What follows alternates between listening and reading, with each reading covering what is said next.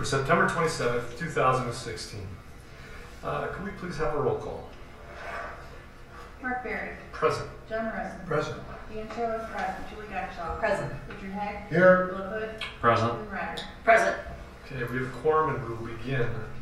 The purpose of this meeting is to allow the public to comment on the proposed 2016-2017 school budget. People desiring to speak should be recognized by the president, state their name and address, then make their comment. Written comments may also be handed to the president. I'll begin by asking for comments from our administration, from the public, and then from board members. So anybody from the administration like to comment on the proposed budget? I would like to make a comment on Okay. that.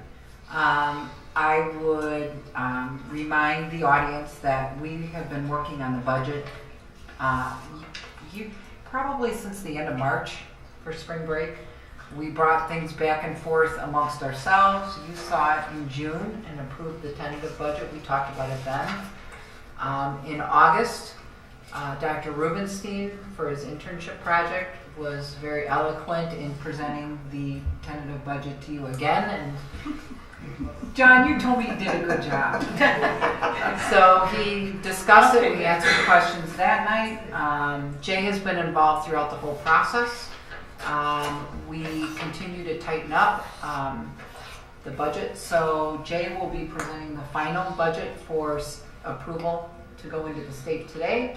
But we have gone over it for many months. I think it's the board if they have comments.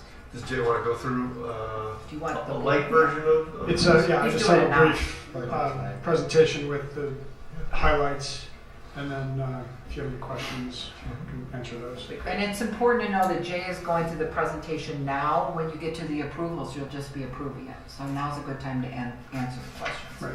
Great. So as Dr. Sophie mentioned, we brought the draft to you in June, the tentative budget in August, and then this is the final budget here in September. This has not changed materially since what you saw in August.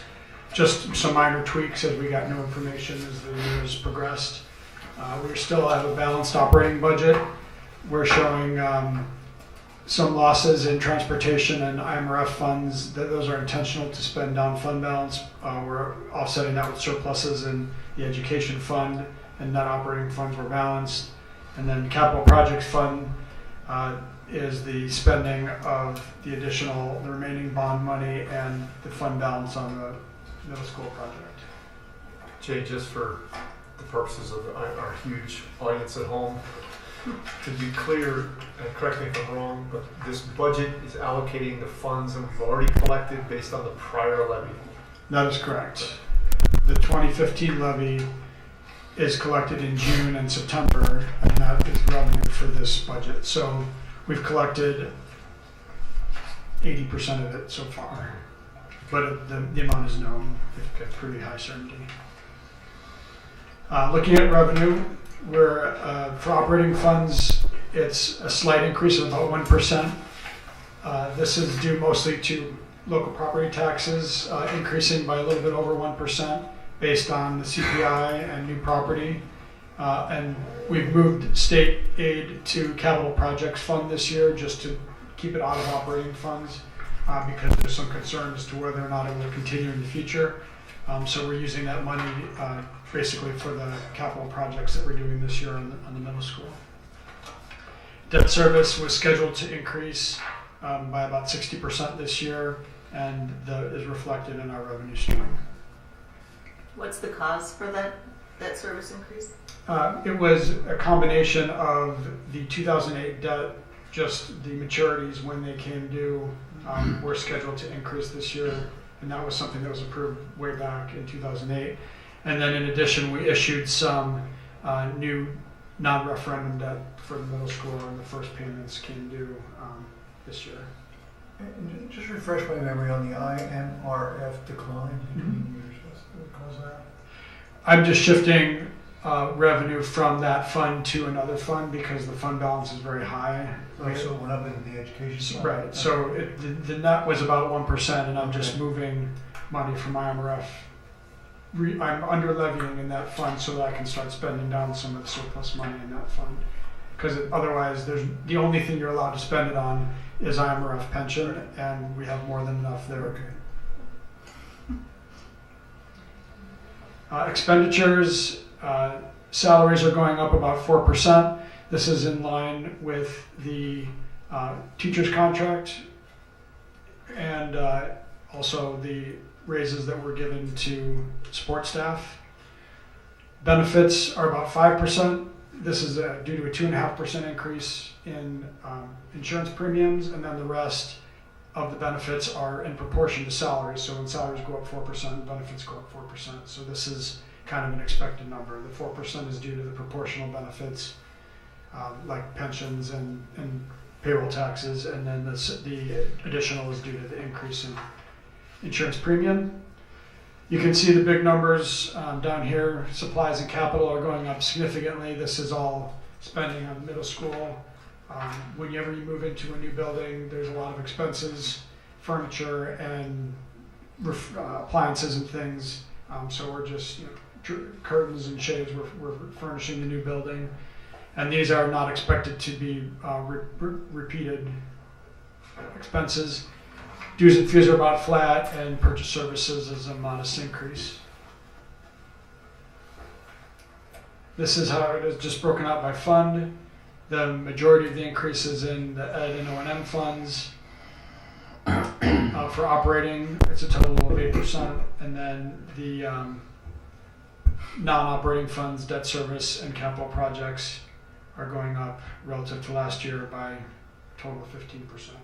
What's that last set of bonds come again for refinancing? We got one more set left, right? Right. We can refinance them at any time. It just depends on when it's most to our benefit to do so. So we'll take a look at the end of this year. Yeah. We needed to get into the next year. In order to make them bank qualified, so we get a benefit, So we the can't next- issue them before January, but we Okay. could start the process at the end of this year. Yeah. So we'll revisit that in the fall and bring that back if it makes sense to do so now. If you add these two numbers together, that's 10.5 million exactly. And then just looking at our fund balance, where we expect to end the year based on the budget and based on where we ended last year, we're still targeting 38% of operating expenses in fund balance, which is comfortably within our policy range. We're spending, basically using about $4.5 million of our ending fund balance from last year to complete the project on the middle school. And That did come under the it came in exactly 10.5. on budget. Can you remind me, Jay, what the, I'm back one slide, I'm sorry, the expenditure slide, what the budget was for 2015-16? I know so I'm looking at operating funds, if we actually spent 14.8, what did we have budgeted? I guess another way of asking is how far under our budget number do we come in? For governmental funds, we were about just under 800,000 favorable to budget. Okay. So we must have budgeted around 15.6. And that's where some of the money for the capital stuff at the Right. middle school came from. Right, it's true. That's why we're at 38% fund balance now, because we did have a good year last year, and a lot of that was due to revenue surpluses because we didn't budget a lot of the state revenue that we ended up getting. And we didn't do that this year either? Or? This year we budgeted all of it, so what's in the budget is what I expect to receive, but I tried to move it to non-operating funds so that it wouldn't be counted on for future going operations. We don't believe that money will be there in future years. So And this is a fairly tight budget, so where I felt like I had a lot of cushion in last year's budget, this year with the project in the middle school and some other known risks, I think this is a best case or medium case budget. There's not a lot of slack in this budget, so we'll be looking at it and watching it closely as we go throughout the year and making adjustments. And then this is just graphical representation historically of where we've been and how we look this year. We're spending down our fund balance intentionally. Middle school, some of this fund balance was due to the bonds that we issued. So, we were where we were $9.8 million, which was about a little over 60% of our fund balance. We're now back to 40%, which is in the range where we would like to be. And going forward, we would expect the revenue and expenditure bars to be much closer together than Right. in there. Yeah, I mean, here where the expenditures exceed the revenues, those are all capital projects, whereas the operating budgets and operating budget and actuals in both years are balanced or surplus.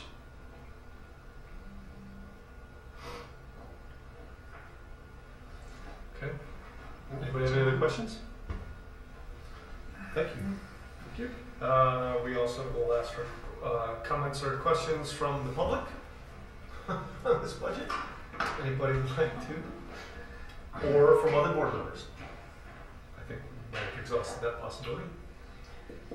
And are we required to keep this open until 7? I've got, let me see what time I have. I've got It's 7. It's 7. 7 o'clock. All right, so may I ask for an adjournment from our special budget hearing at 7 p.m.? So moved. Second. All in favor? Aye. Opposed? Okay, we are adjourned from our budget hearing and we will move directly into our regular meeting. Once I open my agenda.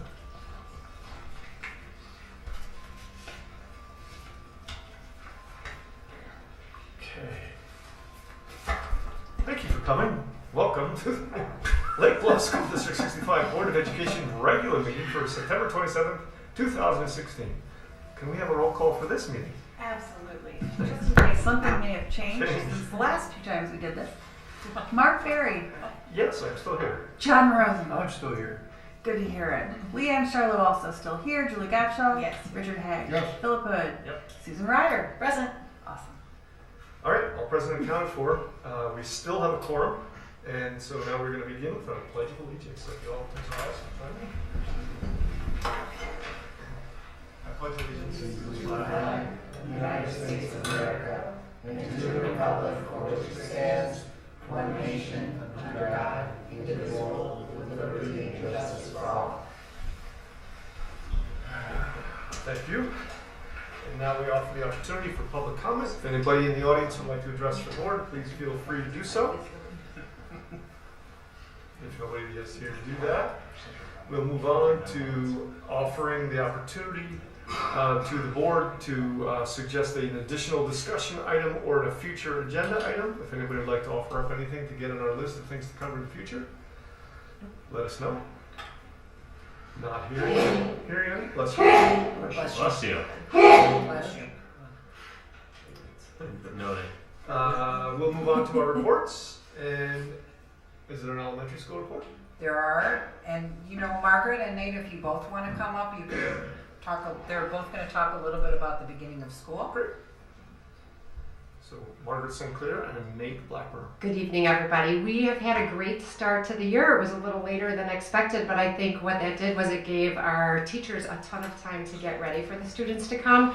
I have to say, just walking from classroom to classroom before the kids came, the classrooms were beautiful. I mean, just spectacular. So we commented quite a bit before the kids came, like, our children are so lucky to come to school where teachers spend this much time before school to get things ready. We had a great turnout at our Meet the Teacher. Almost, most kids came.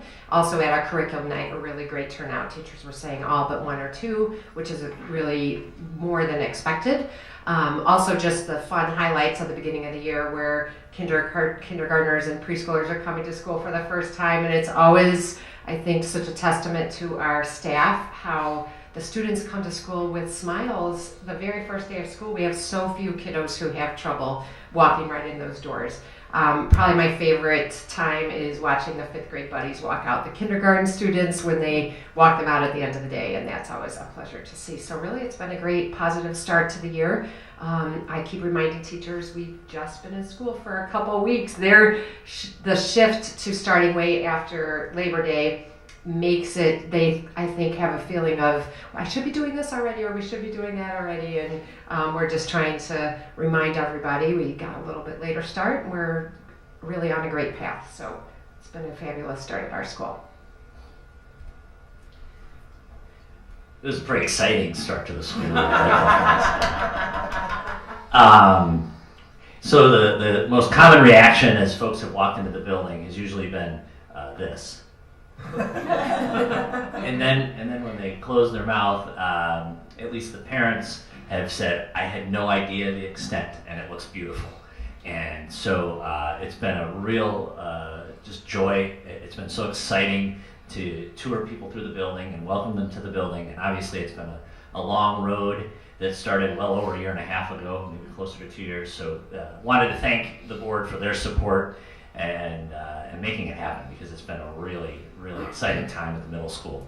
I would tell you that our teachers didn't have quite as much time to prepare their rooms as they might have in the elementary building, but it all got done. It was incredible how quickly people came together and got that place ready for our students to arrive on the first day of school.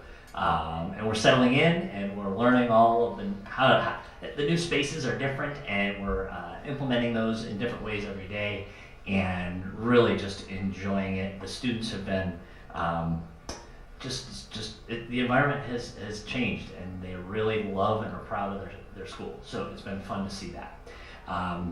And we're headed to East Troy, Wisconsin with our 7th graders tomorrow. Outdoor Ed begins tomorrow, Thursday, and Friday. Weather forecast looks pretty good. A little bit of chance of rain, but we'll be fine. So I'll report back on how that goes perhaps next month when we come back. So great start to the school year. Thank you for really an exciting beginning to the year for me, and I know all the middle school students. Thanks.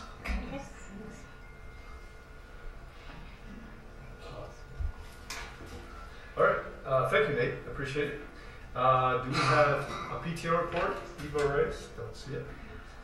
Okay, so not having that, we're going to move on to an Alliance report. And Wendy White, give us an update.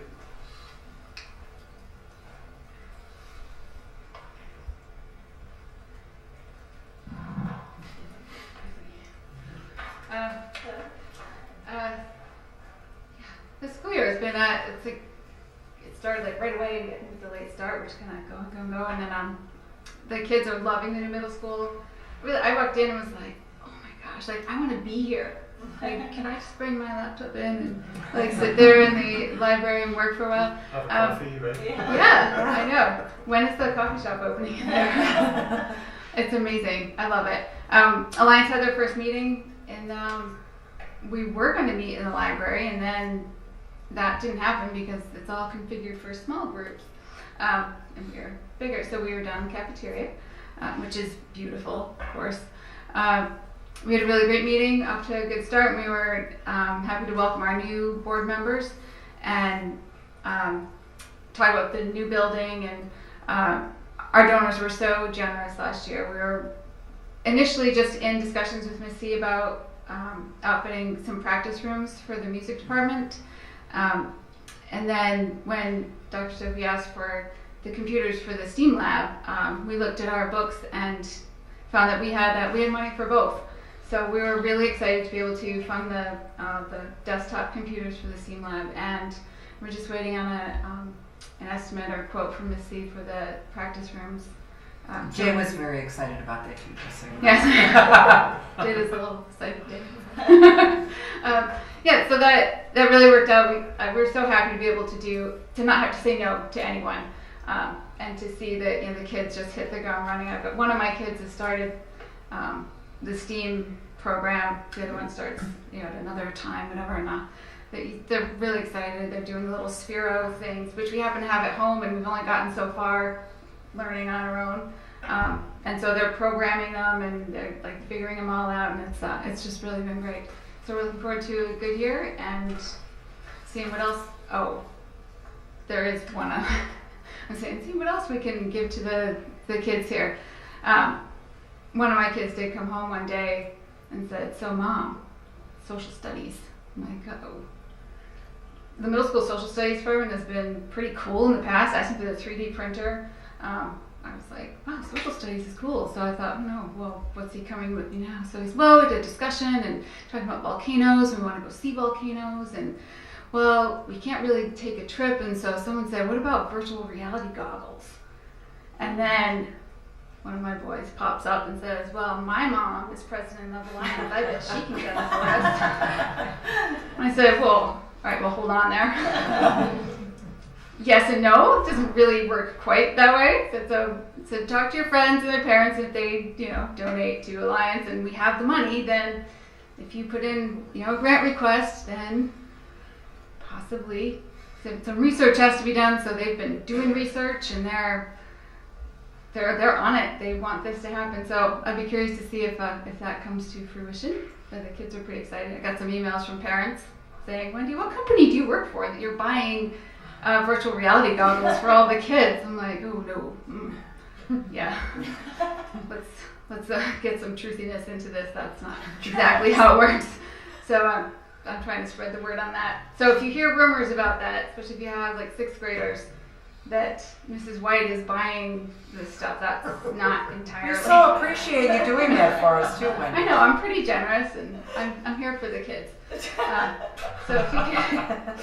So if you could infuse a little more truth into those rumors if you hear them, that would be super. I guess that's So how much of a change is on your board? You said you had new board members.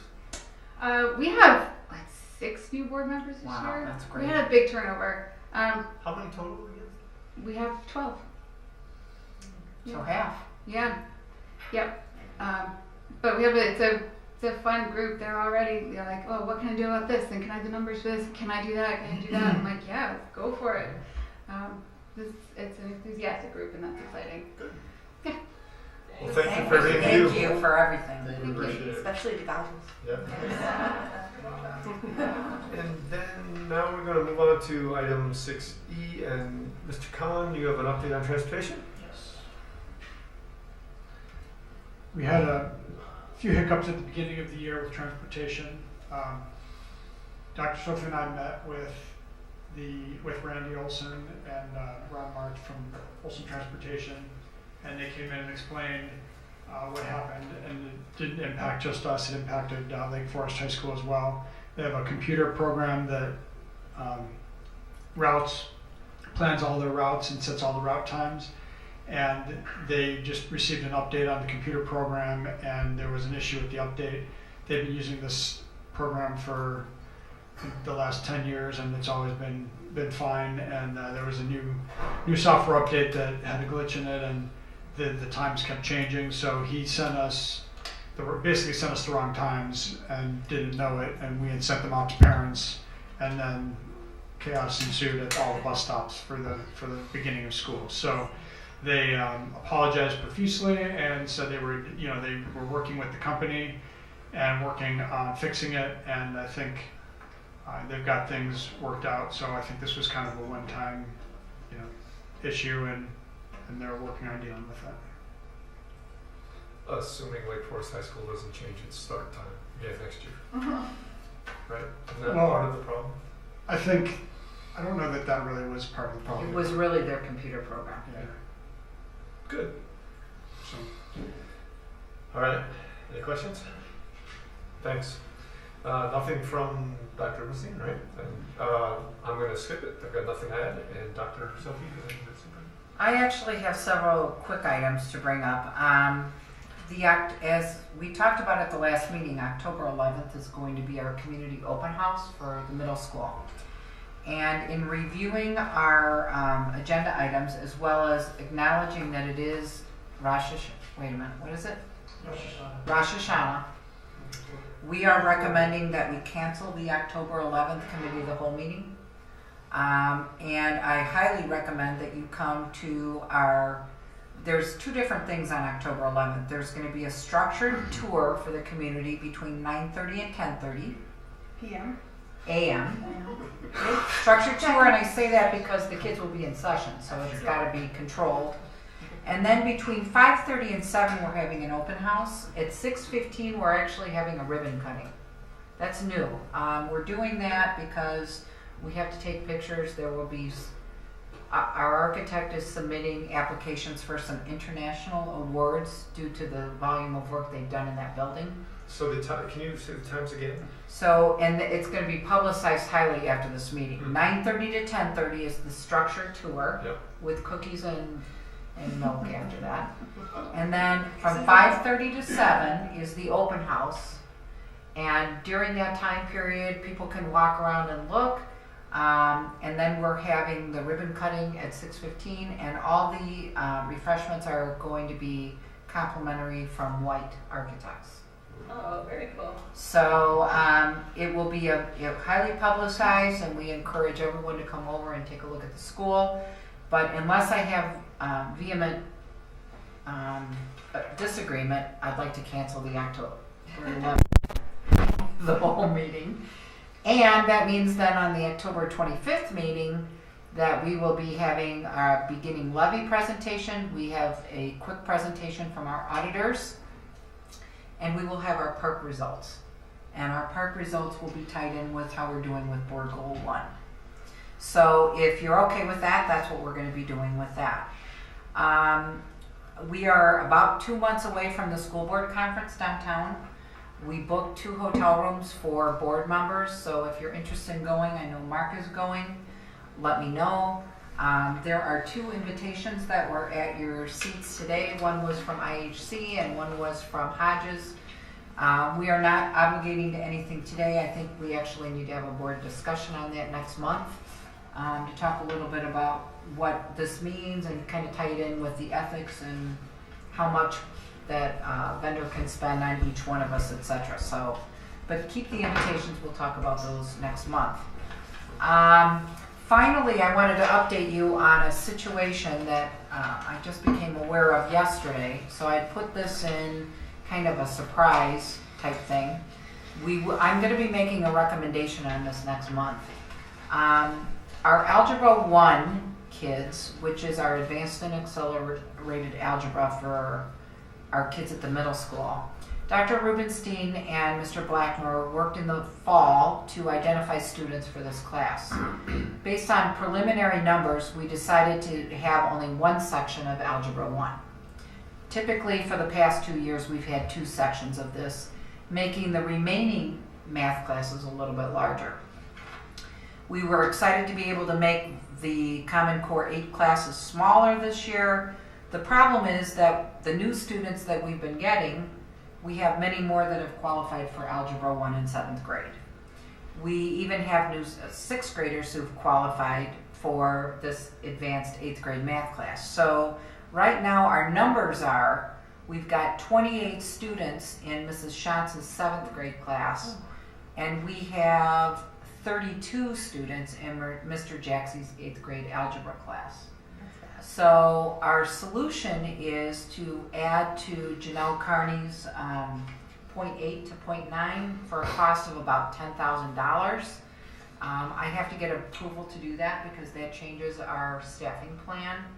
I will tell you we're going to try to do it for a couple weeks and see how it works so that I can make a strong recommendation and cement it in at the October 25th board meeting. But I do think it's important that we take care of that because 32 is just too large for those classes. So we're going to work on that. We may actually try it out for a couple weeks and see how it works prior to the meeting at the end of October. And that completes my report. Any follow-up questions for Jean? All right, we move on to agenda item 7A, strategic plan update. And I do believe Mr. Blackmer is going to update us on our 5 essentials data, which was part of board goal 2.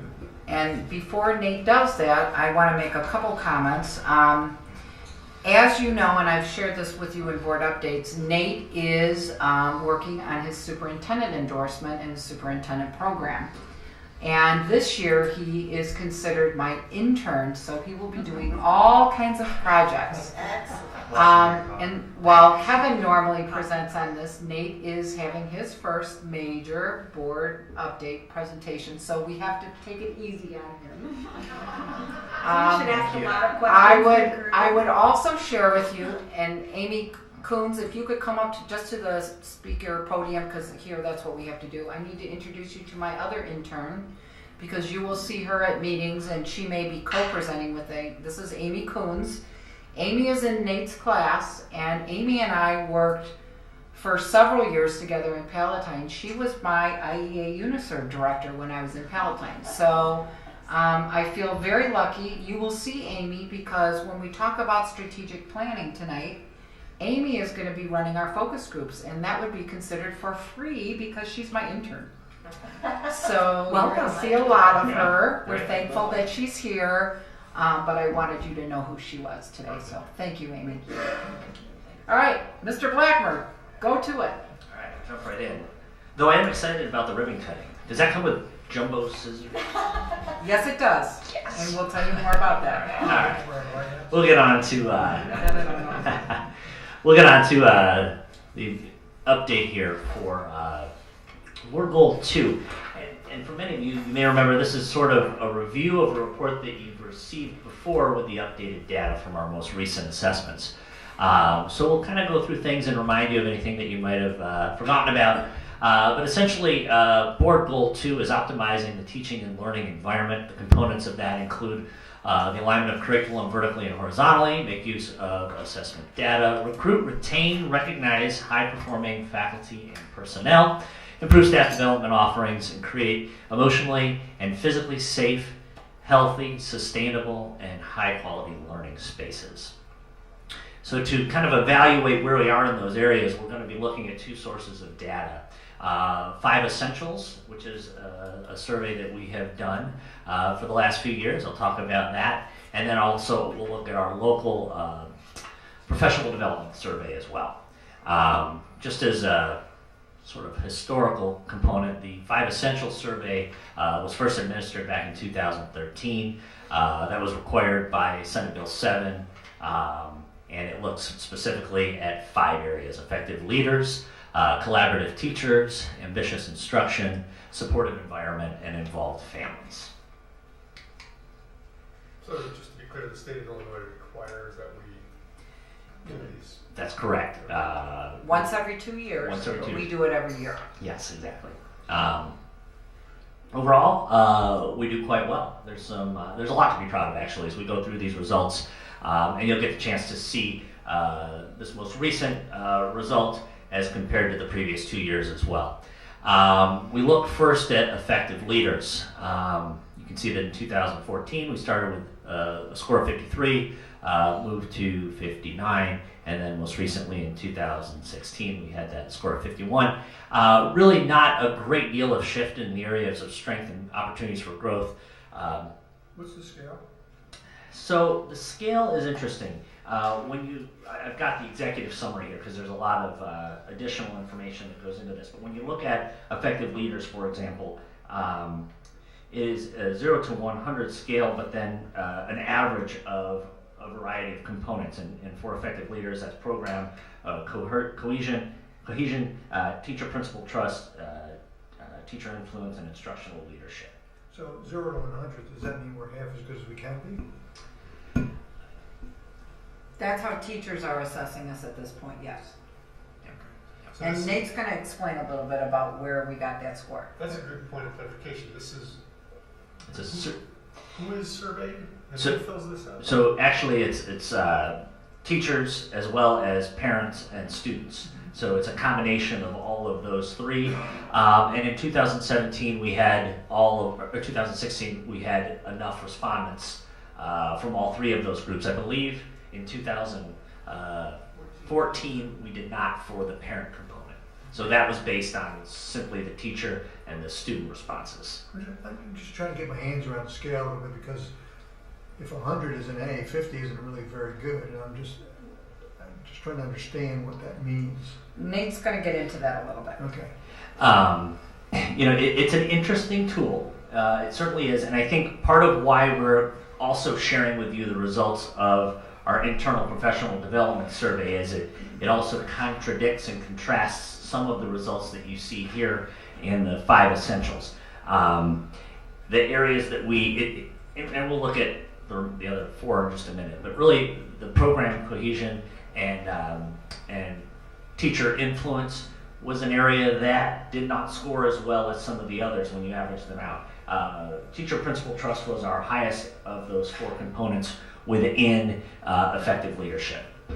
The lowest for that one was teacher influence. I'll come back to talking a little bit more about that when we get into the internal review that we've done. That's the thing you need to hold on to right now, because we've changed the teacher influence on this whole area, and that shows up in the professional development survey. So, Can I ask a question? And maybe this, you'll just save me till later. But I don't think I understand under areas for growth, what does program coherence mean relative to effective leaders? And what does teacher influence really mean relative to effective leaders? Like, I don't know how it was asked. So like if I saw the wording of the questions, maybe I would understand it. But Well, and there's something to be said for the phrasing of the questions and the intended audience. So if a parent didn't necessarily understand the intent of a question, or a child doesn't necessarily understand the intent of a question, there is a distinct possibility that some of what you just described is a contributing piece. Did you enjoy?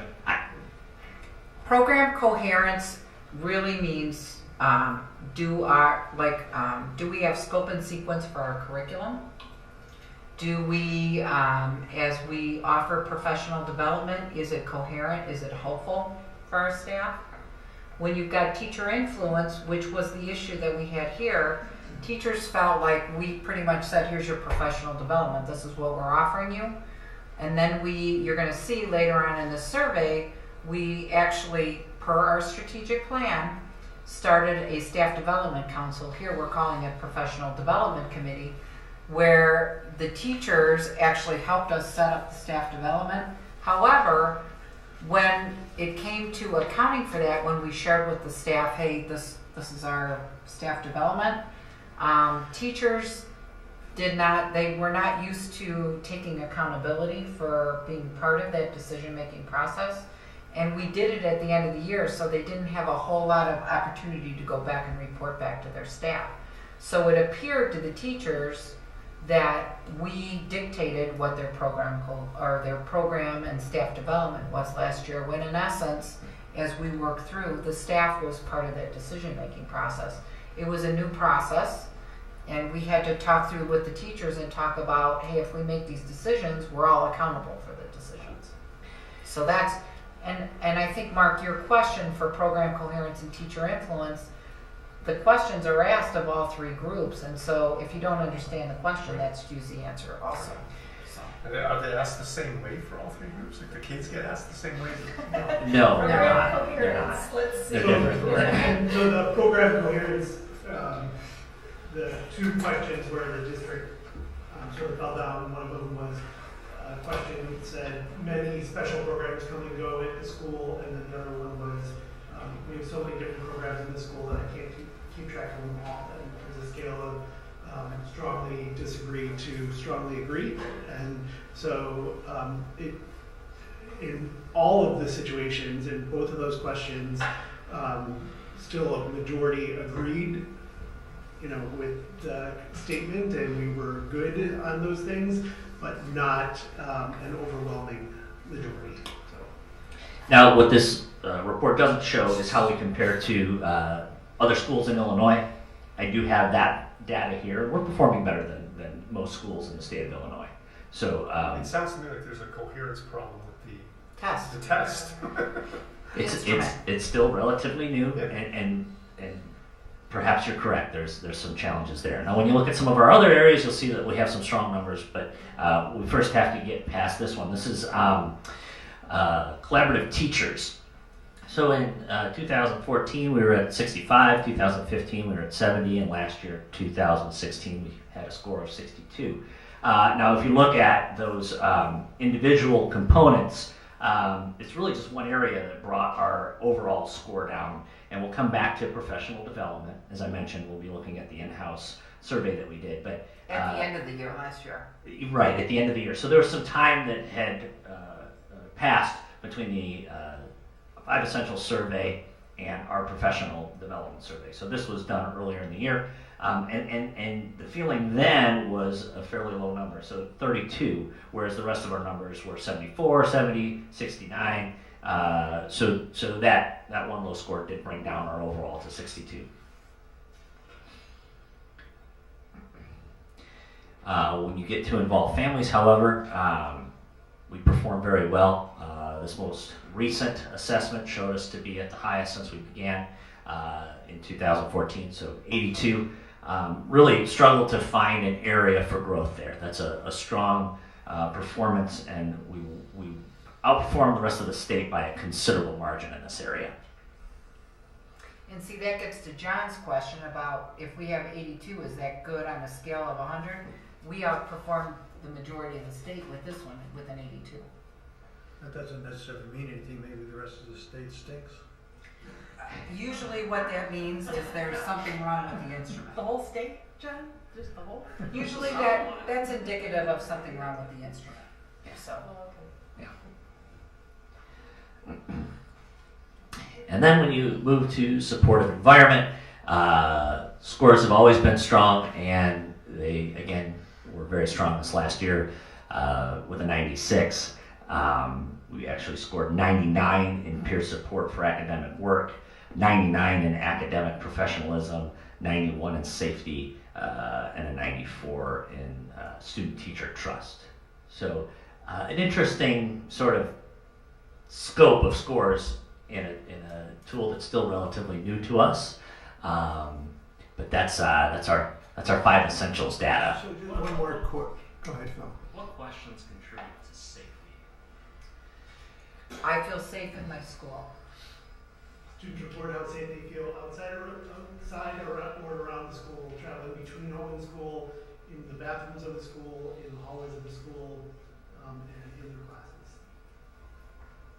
I'd like to suggest that some of that may improve with the changes to the middle school, secure vestibule at the front entrance, security cameras, clear lines of sight. Just another question about the assessment tool. So the people who were taking the test filled in little dots between mostly disagree all the way to mostly agree? Strongly Yes. agree to strongly disagree. And how's that converted to percentages?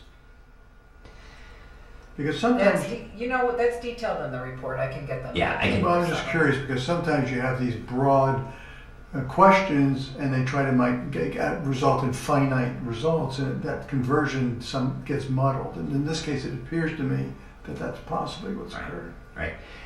And it's also maybe worth considering that we were able to do the survey with all of our staff. We had almost 100% compliance with our staff and almost 100% compliance with or completion with our students as well. We encouraged parents, we sent out the link, we sent out emails to try and get as many parents to respond as possible. But that is certainly nowhere near the same number of respondents in the parent section as we have with our student population and staff population. But, obviously it's an imperfect tool. But if it is applied consistently over the years and we apply context to our interpretation of it and give it perspective compared to other districts, the state, and our history, we can still use it. It's just, as long as we understand the weaknesses of. We can still use it for a tool for improvement and a tool for celebration, and it's really got to be used for both. And then finally, we have the ambitious instruction, and there's some considerable growth in that area from 76 to 91 last year to 98 this past year. Again, struggled to find an area that we would identify as an area for growth. English instruction, 99, math instruction, 99, academic press, 99, quality of student discussion, 97. So that's a strong responses in all of those areas. Is this something we're able to look at our competitive school districts and pluck out and create an aggregate comparison of whatever those 5, 7, 10 schools we tend to look at, and compare ourselves to that bunch? Yeah, definitely. It's publicly If available. they took the survey, because they only have to take the survey once every 2 so years. they not The other really- piece that's very important to know is there are 5 different surveys that school districts can take. So let's say we were going to compare against XYZ school district. They may not be using 5 essentials. They may be using one of the other 4 that you can take. So the answer is really mixed on whether you can. So not every school has to take the same test? No, there's choices for that. That's just silly. But it's interesting to look at the ambitious instruction is really high. And we've made so many changes to our curriculum in the last 4 or 5 years. I'd be just sort of curious if the coherence and the teacher influence scores would go up over time as they become more, as Uses the the school curriculum. as a whole gets more accustomed to the curriculum and it, feels more connected. Well, it is telling though that you got the highest response rate from the teachers, and the areas where we did most poorly were the teacher-related areas. So I think there is certainly a message in that needs to be addressed. I agree. And as we talked with our professional development committee, one of the reminders that they provided for us is that, over the course of a year, there's a lot of time that passes. It'd be helpful for us to maybe have some reminders and recap some of the work that's been done for everybody, because certainly professional development, there's whole group professional development that everybody would receive. There's professional development that might be unique to special education teachers or unique to a specific foreign language teacher or science area teacher. And they may not know all that's being done kind of across the district. So that was some of the feedback that our professional development committee provided for us, and essentially just said, we may have forgotten about some of the things. Remind us before we take the survey. That's what they said. Yeah. So we'll talk a little bit about that local, and just we'll go through it fairly quickly because this is information that Dr. Rubenstein had shared with you just a few months ago. But 33 represents the increase in percentage of staff members who indicated that professional development had met their needs. So from 44% in 2013 to 75% in 2016. Not consistent necessarily with the information we were given in the 5 Essential survey taken just a few months ago. it directly is opposite of what the 5 Essentials said. And this was taken at the end of last year. 87% of our staff who indicated that professional development had improved their professional practice. That's an increase of 21 percentage points. 83% of our staff who felt that professional development is meaningful to their work. Obviously, just a nice kind of different perspective, and whether that's the way those questions are phrased or the specificity with which those questions are asked, we got some different results And for the sure. size of the staff again? So just a little over 40 at the middle school, and are we 65 at the elementary school? Okay. So 97% of our staff feel connected to the rest of the staff in their building, an increase of 4 percentage points. 95% of our staff feel supported by their colleagues.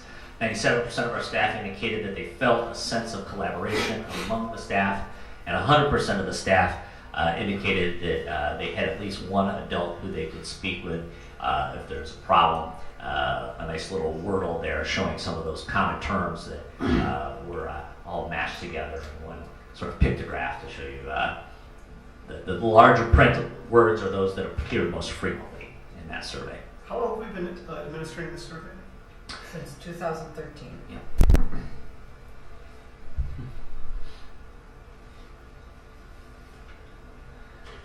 I would bet, just as a tip of the hat to you and Margaret, I would bet some of those numbers, especially at the elementary school, were not that high before those years. They were not, but they were measured. I know, but if we had done it, I would bet they would. Just a reminder that there's a variety of ways we're looking at these results and keeping them in mind.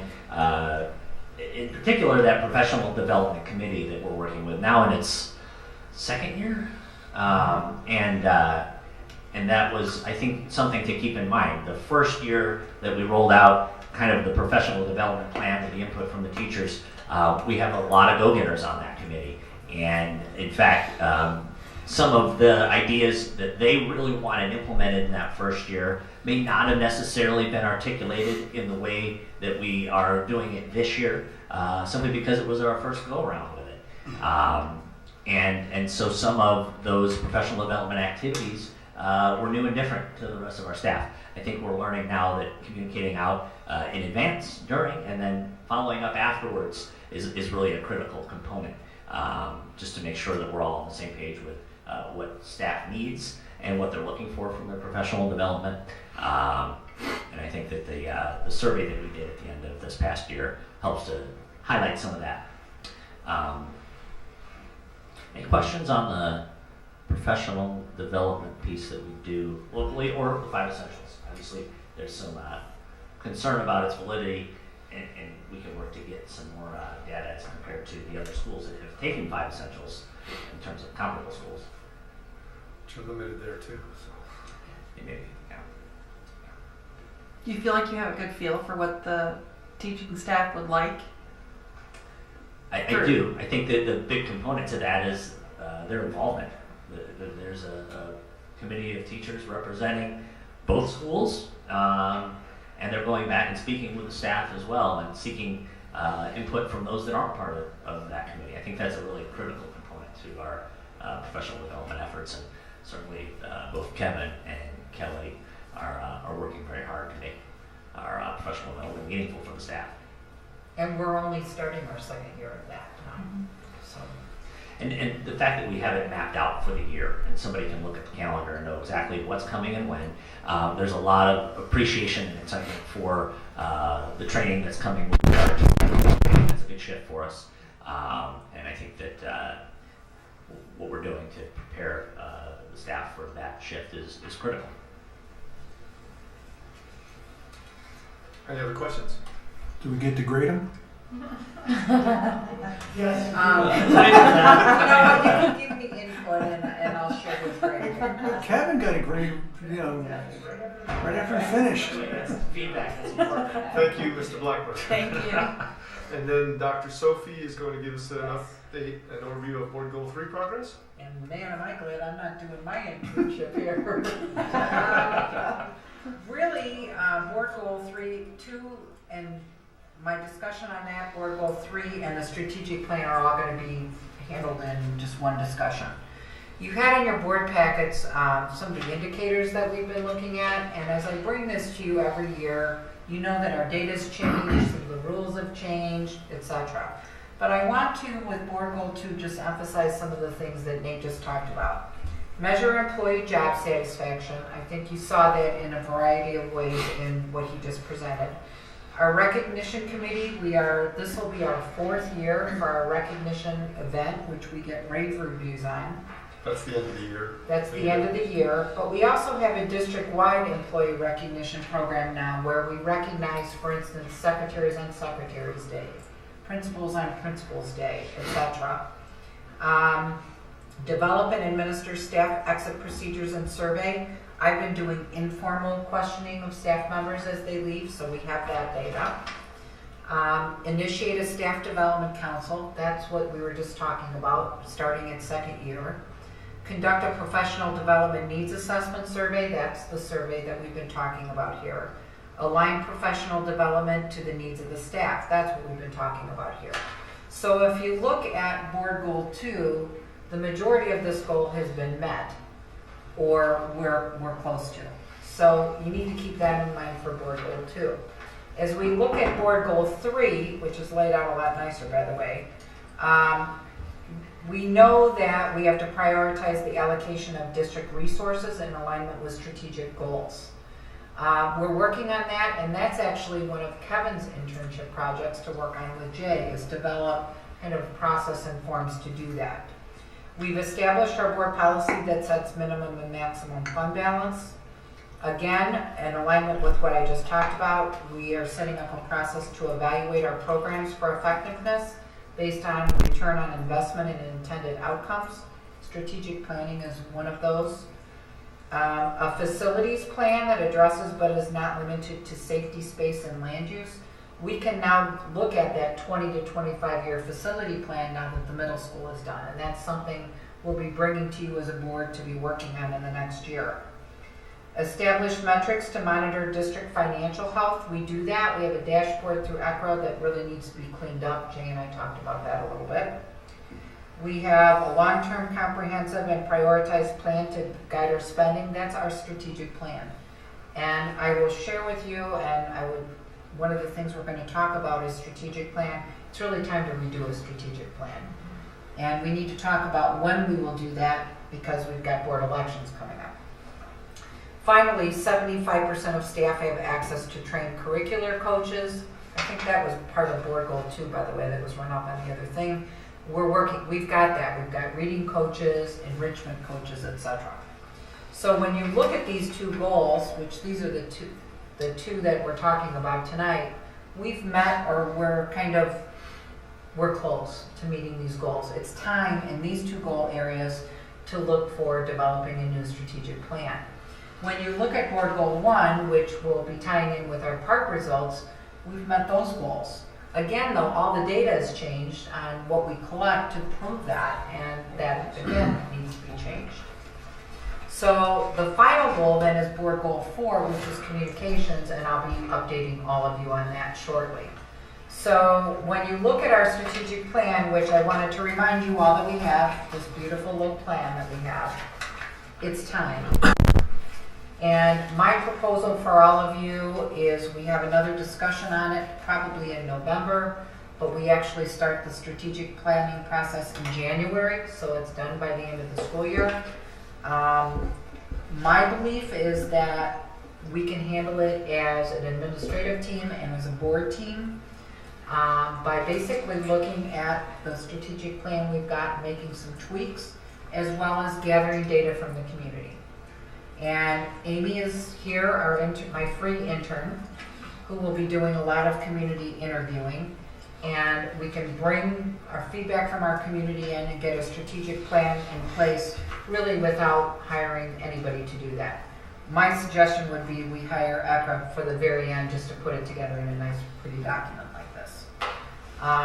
So that's my proposal for strategic plan. If everybody's comfortable with having a final discussion in November and then getting started the first of the year, we'll go ahead and move forward on that.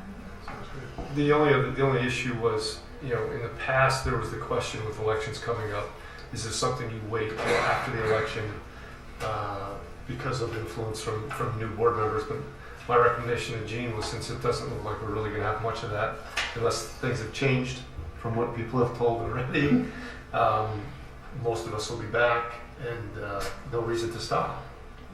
No reason to wait. I said what I said. And I don't sense that there's much conflict in the community at large about the content. So. Right. And they will be involved. The community will Sure. be involved in the thought process. Julie? No, I think we should move forward. You just have that look. Presupposing the election and who's going to, I think we should steer clear of that so as not to discourage people for whom this may just be getting on their radar. If they want to come forward, I would still encourage people to come forward. And we'll see where the chips fall. So I wouldn't say it like that. Well, it's not a done deal. Yes. It's not a done deal. It's certainly not a done deal. But if history has any... But I think you should move making forward. sure with a majority of seats open, sometimes it's questionable whether you want to move forward with strategic planning to after the elections or before. Right, and I remember when we were seated, I wish that there had been a period of waiting as that happened. I think we're in a different place now, so I think it's advisable to move forward at this time. So everybody's good with that? All right. Moving forward. Before we move to the next section, we have a principal leaving for outdoor education.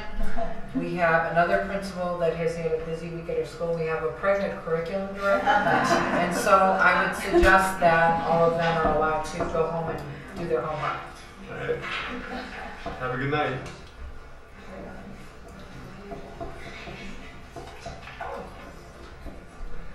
Good night, good night, good night. Okay, we'll move on to items of discussion. Action items of discussion. Agenda item 8E. 8A has to do with the 2016-2017 final budget. Mr. Khan gave us an overview. We've discussed this on 3 or 4 prior meetings. If there are any other questions, comments, or discussion, please raise that now. Otherwise, we'll move to a motion. Go. May I have a motion to approve the 2016-2017 final budget as presented by the administration? So moved. Second. Roll call vote, please. Philip Hood, Yes. Susan Ryder, Yes. Mark Berry, Yes. John Rosen, Yes. Leanne Charlo, yes. Julie Gottschall, Yes. Richard Haig, Yes. Motion is approved. 8B, the application for recognition of schools. Based on a review by the Illinois State Board of Education and recommendations from the applicable regional superintendent of schools, each public school district and school in Illinois is given an annual recognition status. Such status is a general indication of the extent to which the district and/or school complies with provisions of the Illinois School Code and its implementing regulations. The following status levels apply: fully recognized, each school or district that meets the requirements imposed by law, including the requirements established by the state board pursuant to code. And otherwise, the other status is recognized pending further review, in which case the school or district shall be recognized pending further review if it exhibits areas of noncompliance. So you guys we have not been awarded status, right? We're just applying for it? We apply and you get awarded every year. Based on the way you filled out those forms. Okay. Any questions for administration on this recognition of status? May I have a motion to approve the application for recognition of schools as presented by the administration? Second. All in favor? Aye. Opposed? Motion is passed. Approval of 2016 Employment Information System Report. That was included in your board packet, and ISB, the Illinois State Board of Education, is making changes that we need to comply with. Involves some work on behalf of the administration. Is there anything you want to add to that? I want to remind everybody that we are always a year in arrears on this report. So this report is from last year. It gets posted on our website, and we are mandated by law to post what everybody makes, but we're mandated by law to post what everybody made last year. So that's important to take note of. Any other questions? Okay, we have a motion to approve the 2016 Employment Information System Report as presented by the administration. So moved. Second. Does this cost us money? Yes, Roll call vote, please. it's salaries. Susan Ryder, Yes. Mark Berry, Yes. John Rosen, Yes. Leanne Sherlow, yes, Julie Gatchell, Yes. Richard Haig, Yes. Bill Hood. Yes. Motion is approved. 8D, independent contractor agreement with Mike McElhern. He does evaluations for you, right? Teacher evaluator. And this is his second year, if I'm not mistaken. This is his second year, and based on board feedback, we went and we use our independent contractor agreement from Terry Hodges for this. And his caseload is exactly the same, and his costs have not gone up. Any questions for the administration on this? No. All right. Actually, do you have a sense of how much we spent on this independent contractor last year? It's an unfair question. It just Actually, occurred to me. I'd be But surprised I if asked we Jay to did. get that down. Oh, did you? Okay. $15,000. $15,090. And this is That's all, significant for teachers. Not an unfair question. That's but it why I is asked time him. that saves Gene And Nate. and Nate a ton of time so they can do it. Well, if it needs to be done, and then Yeah. it needs to be done. It's just a shame Yeah. there's that onerous requirement. Yeah, you're right. We have a motion to approve the independent contractor agreement for Mike McElhern as recommended by the administration. So moved. Second. Roll call vote, please. Mark Berry, Yes. John Rosen, Yes. Leanne Sherlow, yes, Julie Gatchell, Yes. Richard Haig, Yes. Bill Hood, Yes. Susan Ryder. Yes. The motion is approved. Action item 8E. Everybody's. Yep, I got it. Which has to do with the personnel report. In this case, we're talking about personnel report for September 27, 2016. And we have two licensed personnel requesting leave of absence. Cheryl Redcheck, Learning Behavior Specialist at the elementary school, effective December 12th, 2016 through the end of the school year. An FMLA medical leave, as well as Kelly Bay, Curriculum Coordinator and Teacher Leader at the district office, effective November 28th through March 6th of 2016. That's probably through 2017, right? I think that's a typo. Yes.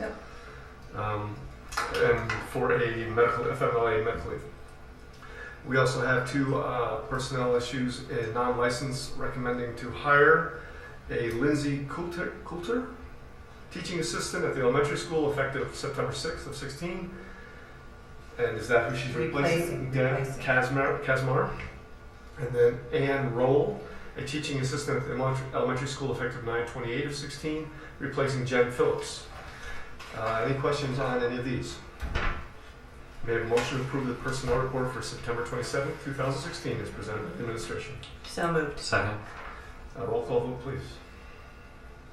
John Martin. Yes. Leanne Charlotte, yes. Julie Gottschall. Yes. Richard Haig. Yes. Philip Hood. Yes. Susan Ryder. Yes. Mark Berry. Yes. Motion is approved. We are now on item 8F, board policy, second reading and adoption of 8 different policies, 6130, program for the gifted, 7150, agency and police interviews, 7190, student behavior, 7200, suspension procedures, 7210, expulsion procedures, 7230, misconduct by students with disabilities, 7240, conduct code for participants in extracurricular activities, 7305, student athlete concussions and head injuries, all of which have been included in the board packet. Does our policy committee have any comment on any of these? Policy committee? No. Policy committee will need to be reconvening very soon, so look for an email from me. Any other questions from the rest of the board or comments of the administration on these? So may I have a motion to approve board policy for second read / adoption as recommended by the administration? So moved. Second. Roll call vote, please. Do we need roll call on these? Some of them might cost money to All implement. right, fine. Just checking. Just being conservative on that. Leanne Charlotte, yes. Julie Gottschall. Yes. Richard Haig. Yes.